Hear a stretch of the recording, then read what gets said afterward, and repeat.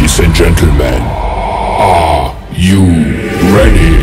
Let's go! They say anything negative, cause I just wanna hear it out your mouth, yeah. Give me fuel, it's a tool that I use to go ahead and run my mouth, yeah.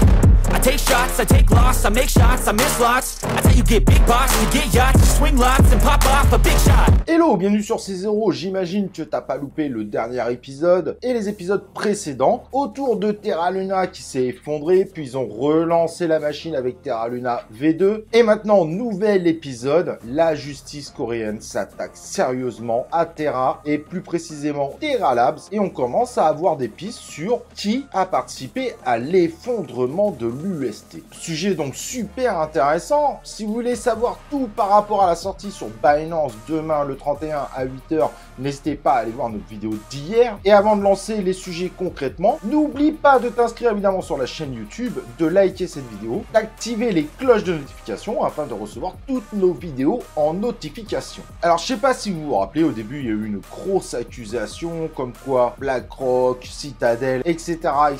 étaient les initiateurs de l'attaque. Il s'avère évidemment que c'était une simple rumeur et que c'était complètement faux. Et à force d'analyse et de creuser, a priori, l'effondrement est venu de Celsius Network. Et un des portefeuilles de Celsius Network a retiré 420 millions de dollars du protocole Anchor. Et a priori, ceci met à mal l'histoire d'une attaque pour tenter de faire sombrer l'UST. A priori, c'est pas du tout le cas. Et là, on parle d'analystes sérieux, on parle quand même de Nansen. Et a priori, ce retrait serait surtout des gens qui voulaient tout simplement se retirer de la crypto-monnaie. Donc, a priori, on est bien sur l'effondrement normal et pas forcément désiré, qui est basé tout simplement, et je le rappellerai, sur un problème tout simplement fonctionnel de ce concept de stablecoin algorithmique basé sur une autre crypto-monnaie. Je vous ai expliqué tout ça dans cette vidéo, donc n'hésitez pas à aller voir et vous comprendrez qu'au final, l'UST de toute façon dans tous les cas finirait par sombrer. Et là, il n'y a pas eu de doute, il a fini par sombrer. Et finalement, pas forcément dû à une attaque. A priori, les dernières pistes ne vont pas du tout dans ce sens-là. Et donc, le deuxième sujet, c'est la justice coréenne qui a décidé donc de s'attaquer aux différents développeurs de Terra Labs. Et c'est très intéressant car certains développeurs ont déjà été convoqués. Et malheureusement, ce que donnent ces interviews sont très mauvais, et je ne vais pas vous mentir. Donc en gros, un des développeurs a affirmé au final qu'à l'intérieur de Terra Labs, l'alerte avait été lancée qu'un effondrement de l'UST était tout à fait possible et donc ils avaient bien conscience du problème. Le problème que j'ai évoqué dans la vidéo qui vous explique pourquoi l'UST de toute façon aurait fini par sombrer. Et cette version du témoignage d'un des développeurs à la justice coréenne me paraît bien plus logique car c'était juste évident en fait. Et il n'a fait que relater l'explication que je vous ai donnée en disant à la justice coréenne qu'il y avait une alerte qui avait été montée en interne au sein des équipes de Terra Labs, que le risque était réel, mais que Do Kwon, et en plus il a bien cité Do Kwon, a quand même pris la décision de lancer la blockchain Luna, peu importe, sans prendre en considération cet avertissement. Donc ils ont lancé une blockchain avec un réel risque d'effondrement sur lequel ils avaient connaissance. Ce qui complique considérablement l'histoire parce que tout ça pourrait amener finalement à l'interdiction totale de la blockchain. Donc un nouvel effondrement du Terra V2 n'est pas du tout à exclure, surtout que la justice coréenne, sur le coup, a l'air d'aller très vite. 76 investisseurs ont évidemment porté plainte contre Do Kwon pour des pertes d'investissement de 5 millions et la justice coréenne fait savoir que 100 000 investisseurs ont perdu de l'argent avant le crash et qu'il y en aurait beaucoup plus après le crash. En gros, le sujet est pris vraiment très au sérieux par la justice coréenne. L'enquête a déjà commencé.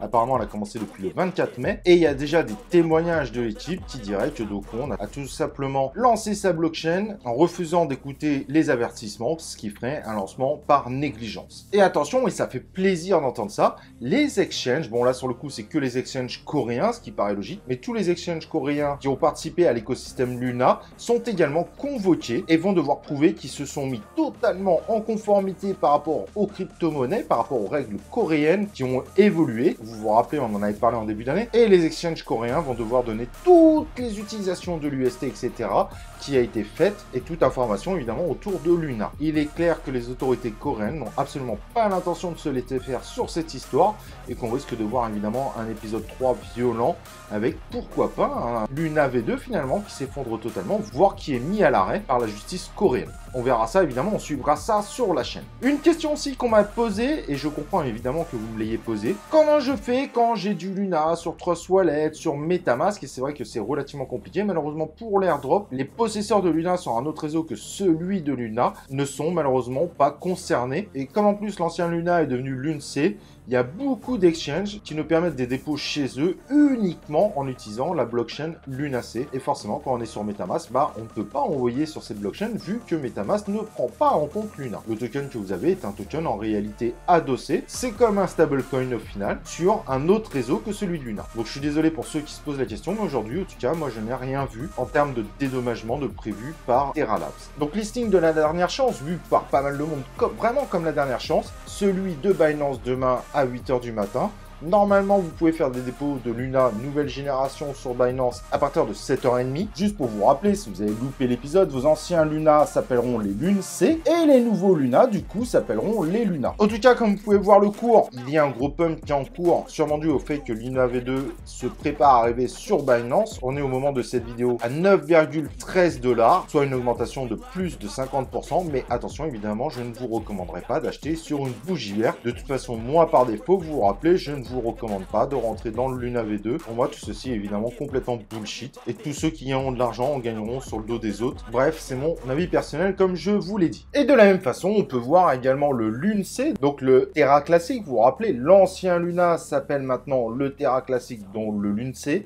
Et comme vous voyez, c'est la même chose que le Luna V2, il arrive à nous faire une belle performance, car au moment où je fais cette vidéo, il nous fait un plus 45%, par contre pour le prix, je vous laisserai regarder l'écran, parce que c'est illisible évidemment, c'est des fractions de centimes maintenant. Et ce qui est étonnant, c'est quand on voit les commentaires, après avoir évidemment si c'est significatif, il y a beaucoup de gens qui ne veulent pas abandonner le Terra classique, et qui veulent surtout pas aller sur le Luna V2, et évidemment, énormément de gens attendent leur Luna V2, juste uniquement pour récupérer des sommes qui sont perdus, bien que ça soit des miettes par rapport à la perte, mais qui n'ont plus du tout aucune confiance envers cette blockchain. C'est pour ça que je pense que même si là les cours ils font des beaux chiffres et c'est probablement dû au listing du Luna V2 demain sur Binance, malgré tout on voit bien que ce projet a perdu énormément en termes de crédibilité, que ce soit dans la cryptosphère au niveau des fans un peu comme nous, un peu comme toi, ou des professionnels qui n'ont plus du tout l'intention d'aller dessus. Au niveau de l'écosystème autour de Terra, il s'avère que les résultats sont bien meilleurs aujourd'hui, mais après il faut bien voir aussi que le Bitcoin a sacrément pump, tout l'ensemble des marchés des crypto-monnaies a bien pump. Donc est-ce que c'est dû à ça ou est-ce que c'est dû à un retour à la confiance de tout ce qui est autour de l'écosystème Terra? Il faudra voir. On n'est pas non plus sur des pumps de dingue, on est plutôt sur des petites hausses et parfois des baisses. D'ailleurs si on voit Mars Protocol par exemple, comme tu peux le voir sur l'image. Donc il faudra voir les conséquences, mais on a bien vu il y a quelques jours que l'écosystème de Terra a pris évidemment très cher avec cette histoire.